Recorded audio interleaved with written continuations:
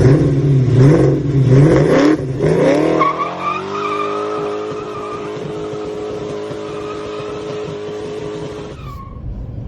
what's up everybody? It's Peter, driving down through the city today to get to where one of my parts cars is kept at and one of my other project cars. So today we're going to be working on the 66 LeMans.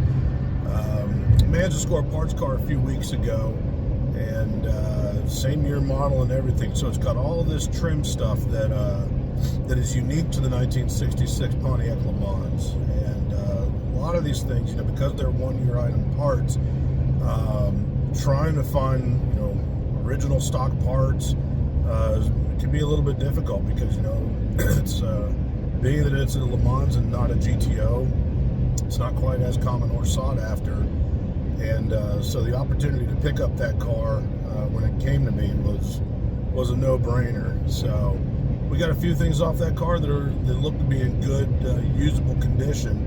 So looking forward to getting down there and getting some pieces off of it, and who knows eventually what'll be that car's fate. But if pieces of it get to live on and be on another car that's on the road, then there's some merit in that. So we're just gonna hope to get down there safe and enjoy the ride.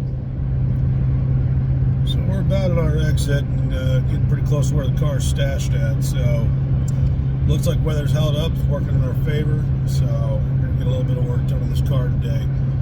And over the course of a 2-hour drive, you get time to sit there and think about what it is you're going to get accomplished in the day's work. And like I said, we're gonna get as much of this trim removed from the exterior that's unique to the 66 as we can.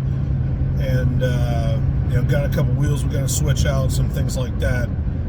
But also want to spend a good bit of time today kind of studying the interior of this car, because most of the things are pretty well in place, at least for the parts that are left. But it's just random things where it's like, seeing where seat belts mount, because my car, while the seat belts came with it, they were balled up in a bag. So it's little things like that I'm glad to have gotten this parts car for, because it's going to give us a good reference point for a lot of that reassembly work that is kind of the stage I'm at with the main project once it gets back from the body shop. So it'll be a good little bit of work today, but should be fairly straightforward. All right, so this is our 1966 LeMans parts car, and acquired this thing a couple weeks ago through a contact of mine. It's actually the gentleman that's doing the paint and bodywork on our main 1966 project car. And you can see this thing has definitely seen a lot better days. And right away, an interesting little difference is this trim piece right here. It tells you this was a vinyl top car, so it's amazing that the roof isn't completely rusted in like some other parts of this car, and it's clearly seen better days. But there's things that are unique to 1966 for the LeMans, such as those little stakes on the fender, and more importantly, this rear taillight panel configuration. So that sail panel in between, that die-cast piece, is not reproduced. The taillight bezels are, so that's not as big of a big deal, but that sail panel in the middle is a huge piece, because you cannot hardly find them, because that was a one-year item only. So bear in mind, when I picked up this parts car, it was in a real fast situation to get to this place of business before they closed up for the day on a Friday in the North Metro end of Atlanta, and drive all the way down to where my parents live and stash the car. So I really haven't had a lot of time to go over this thing. And just right out the gate, we're seeing why this thing is a parts car. I mean, this thing is just ate up everywhere. I mean, with rust. I mean, look how flimsy this panel is right here.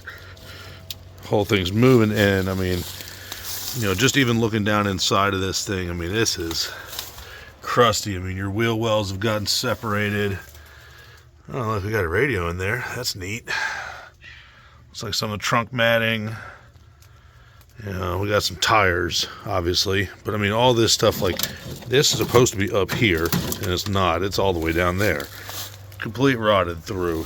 And, you know, our passenger's floorboard's not much better.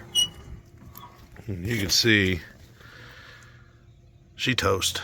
So, when we talk about a parts car, this is what we're referring to. So if you ever get into these one positions where you're having to get down on your hands and knees and it's, you know, dirty ground, whatever, and you're wearing some at least somewhat decent clothes that you don't want to get muddy, you know, there's a real quick, easy solution to that. Take the floor mats out of your truck. Throw it down. I don't feel like crawling down around in the dirt and getting my jeans muddy because it has rained here the last couple of days. And I'm just going to do that, and yeah, got a nice little work mat here. Alright, so we got our car jacked at least up on the front end. Lug nuts are off. Pretty straightforward process. I don't feel the need to walk y'all through that, but anywho, bam. Look at those drum brakes on the front axle. Pretty old stuff, isn't it? Oh, sway bar. My car doesn't have a sway bar. And we got some brackets. I guarantee the bushings are shot. And I'm sure the end links, oh yeah, those are rough. I've seen better days, but still, at the end, it's a factory front sway bar, and it's a piece that I'm missing off of mine. So that's it's a nice little addition. But anyways, yeah, on these cars, they came with drums on all four corners, and you had an option to get power assisted drums, which my project car does have, but this car does not. And I'm not going to lift the hood because there's no hinges on it, but this is a non-power braking car with drums on all four corners. Now with those tires out of the car now, you can kind of get an idea of the structural integrity or lack of when you start talking about floor mats and insulation. And right now, insulation is literally the only thing holding any of this stuff in place right now. There's no metal in the trunk of this car. Ah, you poor baby.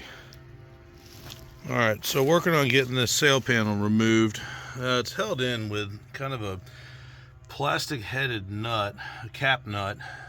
It has a metal insert to it for actually grabbing the threads. And so, you know, may have been a good idea designed back in the day, but the problem that this has now 50 plus years later is that plastic has pretty much disintegrated.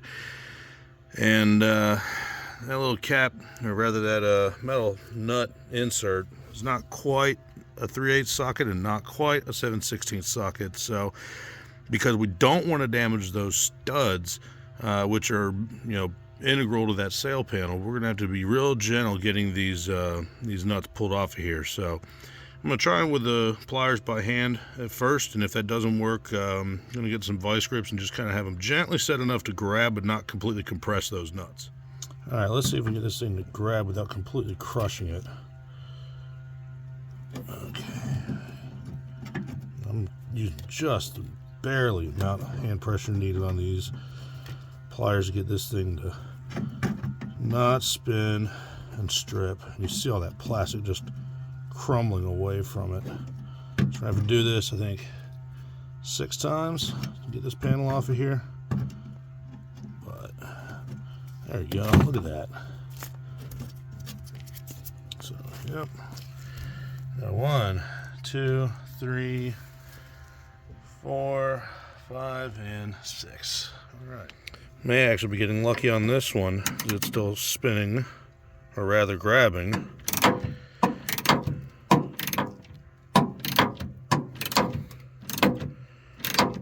So don't automatically assume every time that you're in for the worst. Nope, we're in for the worst. So sail panel removal was successful. A couple hours have gone by, obviously, since then. Just had to do a quick little type on a few other things and was losing daylight, and it was more important to get the work done at that stage. But anyways, now sail panel came off. Ended up getting the door sill panels off as well, which are not an uncommon piece. You can certainly get them. They're reproduced in factory spec quality. But, you know, if you have factory originals, make them work and clean them up. And these ones should clean up nicely. You can still see the the blue paint on the Body by Fisher wagon part of it. So I think they're going to clean up nicely, and I'll probably end up doing a separate little clip for cleaning up trim and things like that. But anyways, no, it was a good day to get a couple things off the car, and now I have a full set of PMD rally wheels. So uh, got some tires to dispose of, and hopefully I don't have any squirrels inhabiting that car when I come back down here in a week to do a little bit more work on it. So thanks for tuning in.